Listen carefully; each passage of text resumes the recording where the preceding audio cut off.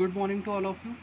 आज का video explanation start करने से पहले एक स्पेशल अनाउंसमेंट उन बच्चों के लिए जिन्होंने जो हाई स्कूल है वो कहीं बाहर से किया हुआ है।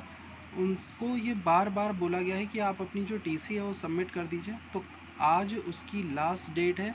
आज स्कूल में जा कर के आप अपनी टीसी सबमिट कर दीजिए सो दैट आपने जो बोर्ड का रजिस्ट्रेशन फॉर्म सबमिट किया था उससे आपकी डिटेल्स टैली कर सकें, उसे मिला सकें और फिर उसे हम सेंड कर सकें बोर्ड में।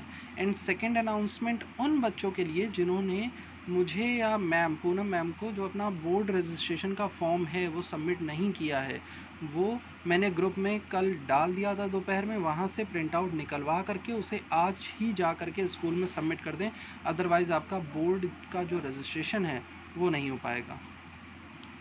तो इतना काम आज कर लीजिए। एंड अगर आपकी नॉलेज में कोई ऐसा स्टूडेंट है जिसको ये बात नहीं पता है या क्लास में नहीं होने की वजह से उसे नहीं पता है, तो आप उसे ये बता सकते हैं, उसे ये मैसेज कन्वे कर दीजिएगा।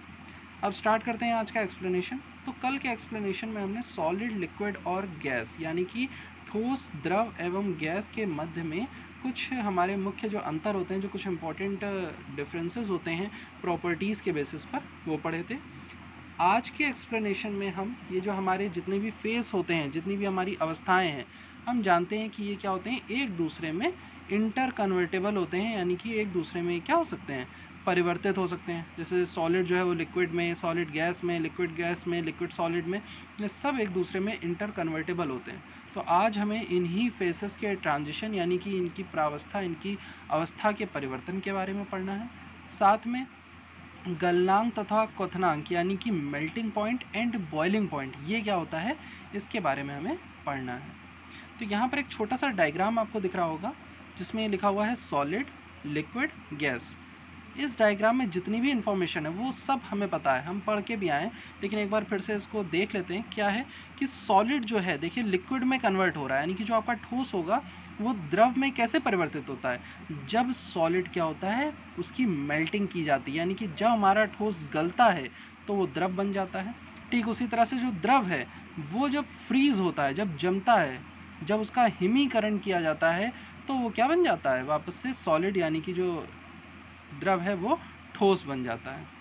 उसी प्रकार जो लिक्विड है हमारा, उसको जब हम वेपराइज करते हैं, वेपराइज का मतलब जो उसको वाष्पीकृत करते हैं, तो वो किस में कन्वर्ट हो जाता है, गैस में, यानी कि भाप में बदल जाता है, गैस में परिवर्तित हो जाता है। उसी तरह से जो गैस है, जब उसका संघनन किया जाता है, उसका कंडेंसेशन किया जाता है, गैस को ठंडा किया जाता है, तो वो किस में बदल जाती है, लिक्विड में। And same kind of interconversion पाया जाता है सॉलिड और गैस में। सॉलिड है जब उसको हम सब्लिमेट करते हैं, यानी कि उसका हम क्या करते हैं, ऊर्ध्वपातन, हिंदी में से कहते हैं ऊर्ध्वपातन, सब्लिमेशन को। तो सब्लिमेशन एक ऐसी प्रोसेस होती है जिसमें जो सॉलिड है वो डायरेक्ट गैस में, यानी कि जो ठोस है वो सीधे सीधे गैस में परिवर्तित हो जाता है। और गैस को अगर आपको डायरेक्ट सॉलिड में कन्वर्ट करना है तो उसका होता है डिपोजिशन, यानी कि निक्षेपण। इसमें जो हमारी गैस है वो सीधे ठोस में परिवर्तित हो जाती है। जैसे अगर मैं इसका एग्जांपल, बहुत कॉमन एग्जांपल लूँ, आप हम जो रेगुलर अपनी लाइफ में देखते हैं, तो वो है वाटर का एग्जांपल। वाटर जो होता है, लिक्विड से अगर स्टार्ट करें, वाटर है, वाटर जब फ्रीज़ होगा, जो हमारा पानी होता है, जब वो फ्रीज़ होगा तो किस में कन्वर्ट हो जाता है, सॉलिड आइस में, यानी कि बर्फ़ में बदल जाता है। वहीं पर जो बर्फ़ होती है वो जब पिघलती है तो किस में परिवर्तित हो जाती है, वो ठोस में परिवर्तित हो जाती है। वही जल जब वाष्पीकृत होता है, जब वेपराइज होता है, तो किसमें, भाप में परिवर्तित हो जाता है। और भाप, जैसे जब जल वाष्पीकृत होता है, जो समुद्र वगैरह का जल है वो वाष्पीकृत होकर के, वेपराइज होकर के ऊपर उड़ता है, और ये भाप ऊपर जाकर जब तापमान गिरता है, हमारा जो टेम्परेचर है वो जब कम होता है, तो ये भाप जो है वो ठंडी हो जाती है और क्या करती है, बादलों का निर्माण करती है, यानी कि वर्षा के जल का निर्माण करती है, रेन वाटर का फॉर्मेशन करती है। वहीं पर कभी कभी क्या होता है, जो भाप होती है ये एक ऐसे जोन में पहुंच जाए, यानी कि जो स्टीम है वो एक ऐसे जोन में पहुंच जाए, एक ऐसे क्षेत्र में पहुंच जाए जहां पर टेम्परेचर बहुत कम है, तो ये जो भाप है वो सीधे सीधे बर्फ़ में परिवर्तित हो जाती है और स्नोफॉल के रूप में, यानी कि बर्फबारी के रूप में क्या होती है, नीचे गिरने लगती है। और ऐसा ज़्यादातर हमारे जो ध्रुवीय इलाके हैं, जो पोलर एरियाज़ हैं, वहाँ पर पाया जाता है। और ठीक उसी तरह से जो हमारा सॉलिड है, जो ठोस है, वो सीधे गैस में कन्वर्ट होता है। इसका एग्जाम्पल है आपका कैम्फर, कपूर। कपूर जो होता है उसको जब हम जलाते हैं, अगर शुद्ध कपूर है यानी कि प्योर कैम्फर है तो वो बीच में लिक्विड स्टेट में कभी कन्वर्ट नहीं होगा। आप जैसे ही उसको फायर करेंगे, उसको जलाएंगे, तो सीधे वो गैस के फॉर्म में कन्वर्ट होगा, गैस के रूप में परिवर्तित होकर के जल जाता है। तो ये हमारे तीनों फेसेस के इंटर कन्वर्जन है कि एक दूसरे में परिवर्तन है। हिंदी में मैं इस डायग्राम को दिखा देता हूँ, देख लीजिए एक बार। ये देखिए जो ठोस है उसको जब हम गलाते हैं, उसका जब गलन होता है तो द्रव में परिवर्तित होता है। उसी तरह से द्रव का जब हिमीकरण होता है तो वो ठोस में परिवर्तित हो जाती है।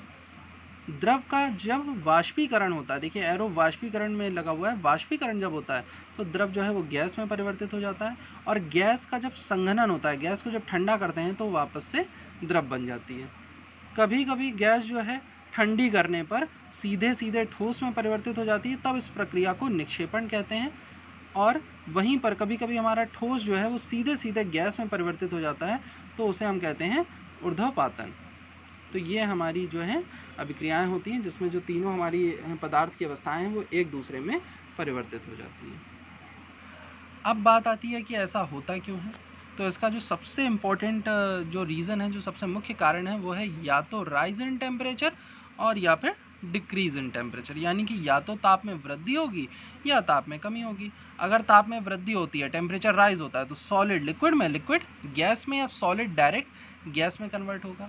वहीं पर अगर जो आपका टेम्परेचर है वो डिक्रीज होता है, ताप में कमी होती है, तो जो गैस है वो लिक्विड में और लिक्विड सॉलिड में कन्वर्ट होता है, या फिर गैस सीधे सीधे आपके सॉलिड में कन्वर्ट हो जाती है। तो ये जो कन्वर्जन है ये चलता रहता है। अब इसी से जुड़े हुए कुछ टर्म्स जो हैं, कुछ हमारे पद हैं, उनके बारे में जान लेते हैं। तो सबसे पहला पॉइंट है हमारा melting and melting point of solid. हमें पता है हमारे जो सॉलिड होते हैं वो लिक्विड में कन्वर्ट होने के लिए क्या करते हैं, मेल्ट होते हैं, मतलब गलते हैं। तो कह रहा है एट अ कांस्टेंट प्रेशर, यानी कि समान दाब पर, जब आपका प्रेशर जो है वो चेंज ना हो रहा हो, when heat is supplied to a solid, its temperature increases and this rise in temperature ceases at a particular temperature. At this temperature, the heat supplied is used in melting of lattice. At this temperature, solid gets converted into liquid and the phenomena is called melting. इसका मतलब ये है कि जब pressure constant रहता है, यानी कि दाब जो है हमारा स्थिर रहता है, और उस अवस्था में जब आप किसी ठोस को ऊष्मा प्रदान करें, किसी सॉलिड को हीट सप्लाई करें, तो उसका टेम्परेचर क्या होने लगता है, राइज होने लगता है। उसका जो ताप है उसमें वृद्धि होती है, ताप बढ़ने लगता है। और एक निश्चित ताप पर जाकर, एक फिक्स्ड पॉइंट पर जा कर के जो उसका टेम्परेचर का राइजिंग है, जो ताप की जो वृद्धि है वो क्या हो जाती है, रुक जाती है। और जैसे ही उसका टेम्परेचर बढ़ना बंद हो जाता है, यानी टेम्परेचर राइज करना रुक जाता है, स्टॉप हो जाता है, ठीक उसी स्टेट पर, उसी टेम्परेचर पर हमारा जो सॉलिड है वो धीरे धीरे मेल्ट होकर के लिक्विड में कन्वर्ट होने लगता है। और इस प्रोसेस को मेल्टिंग कहा जाता है। इस प्रक्रिया को ठोस का गलन कहते हैं। On increase temperature, kinetic energy of particles of solid increases and finally a stage is attained at which existence of solid is lost and it melts into liquid. ये आपको इतनी डेफिनेशन याद नहीं करनी है, इसको आपको अपने वर्ड्स में फॉर्म करना है। आप इस सिर्फ कॉन्सेप्ट को सुनिए, समझिए कि हो क्या रहा है। तो सबसे पहले तो इन्होंने कहा कि जो हमारे सॉलिड होते हैं उनको जब हम हीट करते हैं, जब तो उनका टेम्परेचर राइज करता है, यानी कि जो ठोस होते हैं जब उनको हम गर्म करते हैं, लेकिन कब, स्थिर दाब पर, यानी कि कांस्टेंट प्रेशर पर। जब आप हीट करोगे, जब उन्हें गर्म करोगे, तो उनका टेम्परेचर जो है सॉलिड का वो राइज होगा। ये तो बाहर की प्रक्रिया हो गई। अंदर की प्रक्रिया क्या चल रही है, हमें पता है कि जो ठोस होते हैं उनके जो पार्टिकल्स होते हैं वो क्या होते हैं, बहुत पास होते हैं। तो जैसे ही आपने इनको ऊष्मा प्रदान करी, जैसे ही आपने इन पार्टिकल्स को हीट करा, तो ये क्या करने लगते हैं, मूवमेंट करते हैं, मोशन करते हैं। और जब कोई पार्टिकल मोशन करता है, जब कोई कण गति करता है, तो उसके अंदर काइनेटिक एनर्जी होती है, यानी कि गतिज ऊर्जा आ जाती है। तो गतिज ऊर्जा आने की वजह से जब ये पार्टिकल हैं भाई ठोस अवस्था में पास हैं, तो ये पार्टिकल मूव करेगा, तो इसकी वजह से ये जाएगा, इस पार्टिकल दूसरे वाले पार्टिकल से टकराएगा, तो इसमें भी गति होने लगेगी, कंपन होने लगेगा। इसी तरह से ये सारे पार्टिकल एक दूसरे से टकरा करके गति करेंगे। और हम क्या करा रहे हैं, हम लगातार इसमें हीट एनर्जी जो है देते जा रहे हैं, ताप में वृद्धि करते जा रहे हैं। तो एक स्टेज ऐसी आएगी कि टेम्परेचर राइज होना तो रुक जाएगा, यानी कि ताप में जो वृद्धि है वो तो रुक जाएगी, और ये जो सॉलिड के जो पार्टिकल्स हैं जो पास पास हैं वो अपनी बाउंड्री ब्रेक करके, अपनी सीमा को तोड़ करके क्या हो जाते हैं, एक दूसरे से दूर चले जाते हैं। और जैसे ही हमारे जो ठोस के कण हैं, सॉलिड के जो पार्टिकल्स हैं वो दूर दूर भागेंगे, वैसे ही जो हमारा सॉलिड है वो धीरे धीरे मेल्ट होकर के लिक्विड में कन्वर्ट होना स्टार्ट हो जाएगा, यानी कि हमारा जो ठोस है वो गल करके धीरे धीरे द्रव में परिवर्तित होना आरंभ हो जाएगा। और उस प्रक्रिया को ही हम गलन कहते हैं, ठोस का गलन या फिर मेल्टिंग कहा जाता है। देखिए लिखा भी है इन्होंने इसीलिए, on increasing temperature kinetic energy of particles of solid increases and finally a stage is attend eight which existence of solid is lost. तो ये तो हो गई डेफिनेशन की मेल्टिंग क्या होती है। अब आते हैं मेल्टिंग पॉइंट क्या होता है। तो आपको अभी कहा गया ना कि एक फिक्स टेम्परेचर पर जा करके जो टेम्परेचर राइजिंग है वो स्टॉप हो जाती है, यानी कि एक निश्चित ताप पर जा करके आप जितनी भी ऊष्मा दे दें, उस ऊष्मा को देने के बाद भी जो आपका ताप है वो स्थिर हो जाए जाकर, और उसी ताप पर जो आपका ठोस है वो द्रव में परिवर्तित होना प्रारंभ हो जाए, उस निश्चित ताप को ही क्या कहा जाता है, मेल्टिंग पॉइंट, जिसे हिंदी में गलनांक, ठोस का गलनांक कहते हैं। तो कह रहे हैं the temperature at which a solid melts is called its melting point and it is a characteristic constant for each crystalline solid. हर एक क्रिस्टलीय ठोस के लिए इसका मान निश्चित होता है।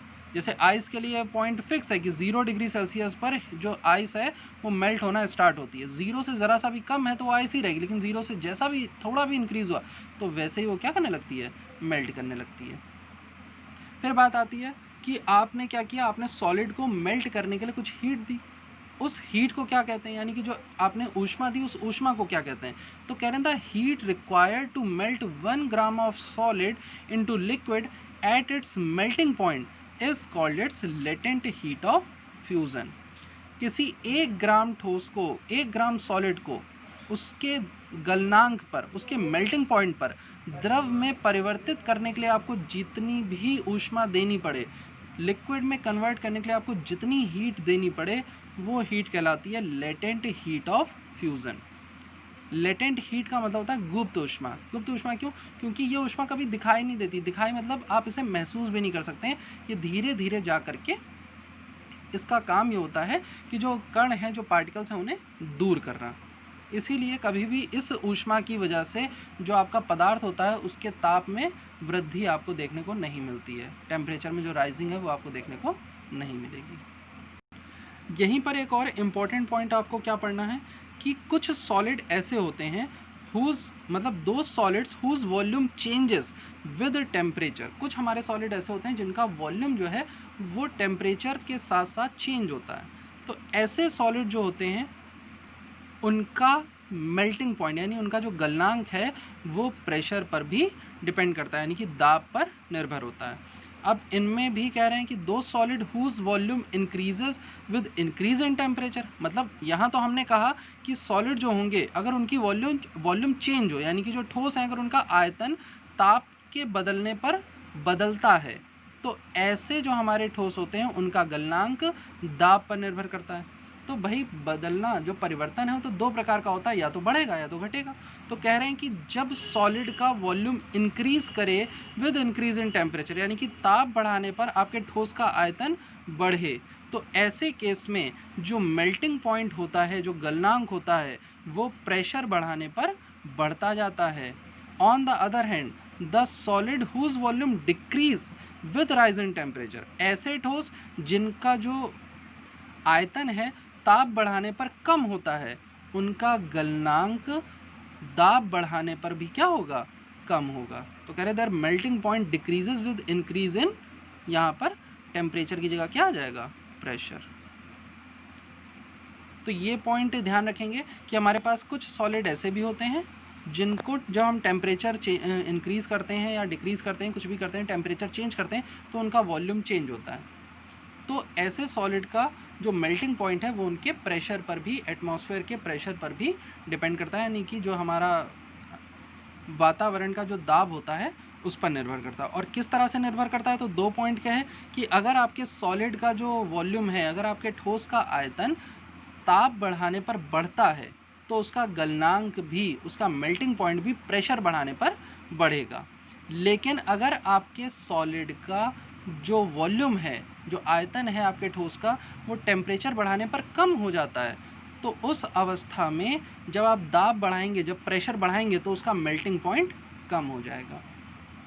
तो ये पॉइंट अगर नहीं क्लियर होता है तो आप एक दो बार इस पॉइंट को रिपीट करके देखेंगे तो आपको अच्छे से समझ में आ जाएगा।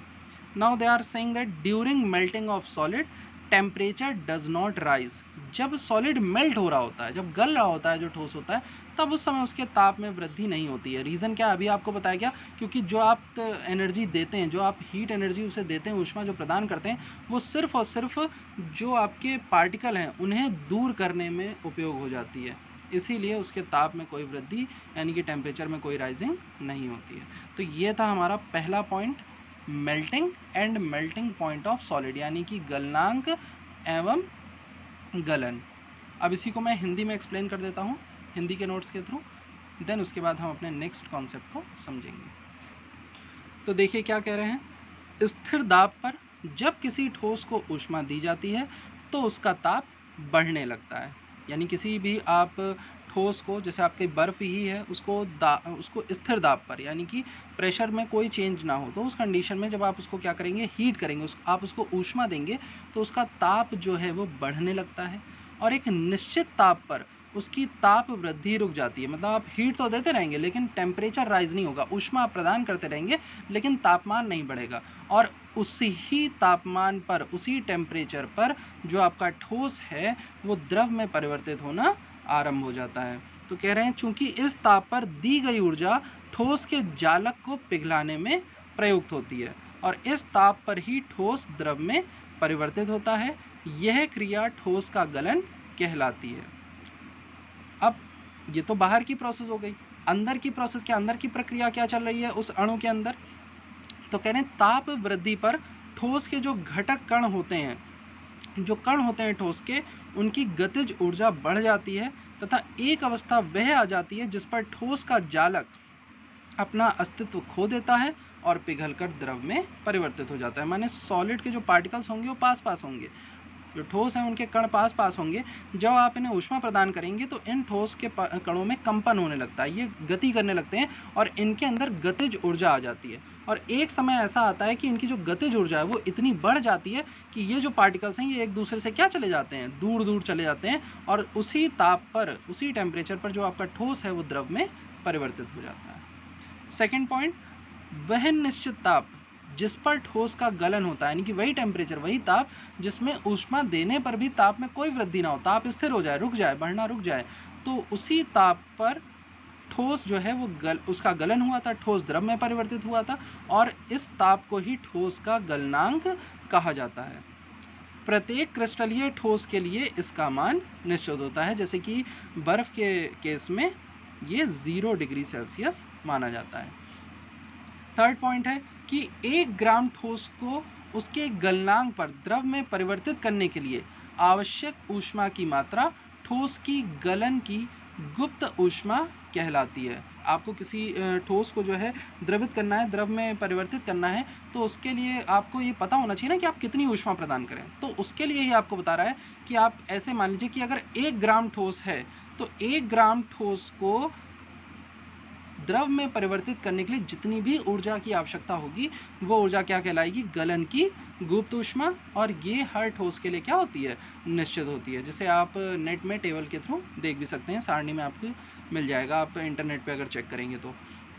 नाउ द नेक्स्ट पॉइंट, कह रहे हैं कुछ हमारे ठोस ऐसे होते हैं जिनका जो आयतन है वो ताप के साथ परिवर्तित हो जाता है, यानी कि ताप बढ़ाओ तो आयतन बढ़ेगा, ताप घटाओ आयतन घटेगा, या फिर कुछ उल्टा परिवर्तन भी हो सकता है, ताप बढ़ाने पर आयतन घट सकता है और ताप घटाने पर आयतन बढ़ सकता है। तो किसी भी प्रकार का परिवर्तन अगर होता है तो ऐसे ठोस जो होते हैं हमारे, उनका गलनांक दाब पर क्या करता है, निर्भर करता है। और किस तरह से निर्भर करता है, तो कह रहे हैं जिन ठोसों का आयतन ताप वृद्धि पर बढ़ जाता है, यानी टेम्परेचर बढ़ाने पर जिन ठोसों का आयतन बढ़ जाए उनका गलनांक भी दाब बढ़ाने पर बढ़ जाता है, जबकि वे ठोस जिनका आयतन ताप बढ़ाने पर घटता है उनका गलनांक दाब बढ़ाने पर घटता है।